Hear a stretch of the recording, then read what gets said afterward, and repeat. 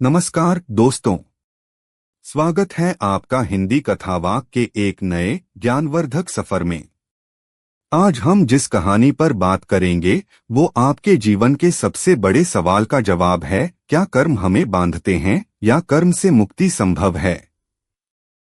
यह कहानी हमें ले जाएगी श्रीमद् भगवद गीता के चौथे अध्याय ज्ञान कर्म संन्यास योग के गहरे सागर में। अध्याय 4 सिखाता है कर्मयोग और ज्ञानयोग का अद्भुत समन्वय। लेकिन यह ज्ञान आया कहां से? महाभारत का युद्ध, कुरुक्षेत्र का मैदान। अपने सामने खड़े प्रियजनों को देखकर अर्जुन का मन कर्म से विमुख हो गया। वह दुविधा में था। कुरुक्षेत्र का मैदान।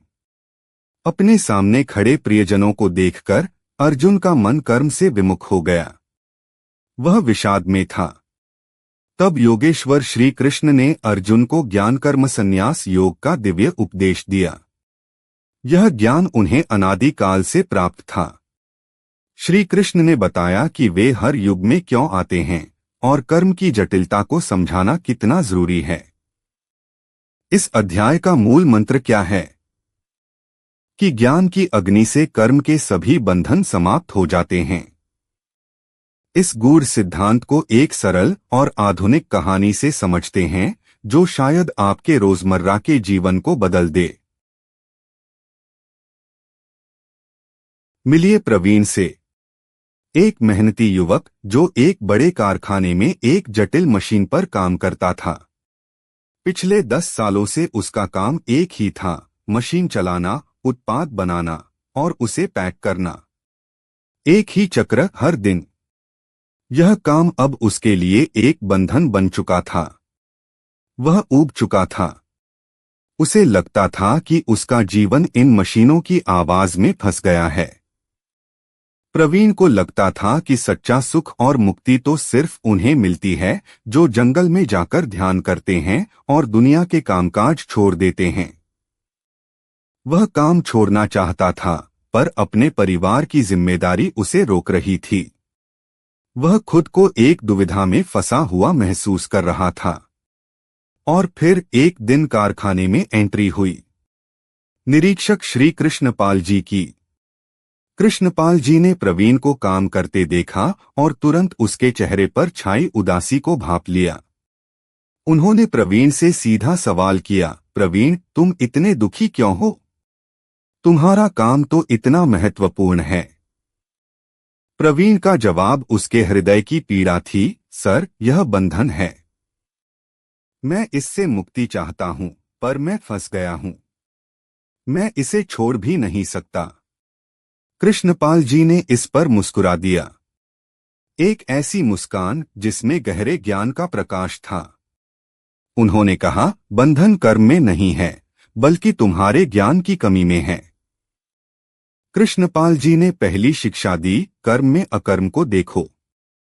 जब तुम मशीन चलाते हो तो तुम शरीर से कर्म करते हो, लेकिन यदि तुम यह जान लो कि मैं केवल एक साधन हूं और मैं यह कर्म केवल अपनी ड्यूटी पूरी करने के लिए कर रहा हूं, फल की इच्छा के बिना, तो तुम्हारा यह रोजमर्रा का कर्म भी एक यज्ञ बन जाता है। इसके बाद कृष्णपाल जी ने एक माचिस की तीली जलाई। उन्होंने कहा, ज्ञान की तुलना अग्नि से की गई है।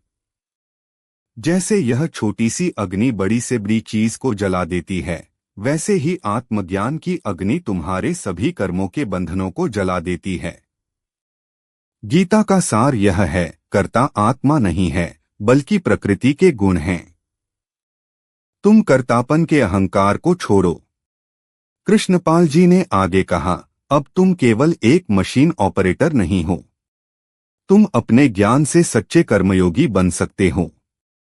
यह ज्ञान ही सच्चा संन्यास है, जहां तुम कर्म करते हुए भी उसके बंधन से मुक्त हो। याद रखें, संन्यास का अर्थ कर्मों का त्याग नहीं, बल्कि कर्मों के फल का त्याग है। तुम यहां केवल एक उत्पाद नहीं बना रहे हो, तुम निष्काम भाव से अपनी पवित्र ड्यूटी पूरी कर रहे हो। प्रवीण को अचानक एक नई दिव्य दृष्टि मिली। वर्षों के कर्म का भार हल्का हो गया। उसकी आत्मा अब शाश्वत और मुक्त थी। उसने उसी काम को फिर से शुरू किया, लेकिन इस बार पूरी एकाग्रता और अनासक्ति, नॉन अटैचमेंट के साथ। वह अब बंधन में नहीं था। वह जानता था कि वह काम कर रहा है, पर उस काम का स्वामी नहीं है। उसका कार्य अब उसके लिए बोझ नहीं, बल्कि एक पवित्र कर्तव्य बन गया था। तो दोस्तों, गीता का चौथा अध्याय हमें सिखाता है कि आप अपनी ड्यूटी जहां भी कर रहे हों, घर में, दफ्तर में या कारखाने में, सही ज्ञान से वह साधना बन सकती है। हमें उम्मीद है कि यह कहानी आपके जीवन की दिशा बदलेगी। अगर आपको यह ज्ञान अच्छा लगा तो हिंदी कथावाचक को लाइक, सब्सक्राइब और शेयर करना न भूलें। अगली कहानी में हम जानेंगे कर्म का रहस्य क्या है, कौन सा कर्म अच्छा है और कौन सा बुरा। गीता के अगले अध्याय का यह गूढ़ ज्ञान जानने के लिए तैयार रहें।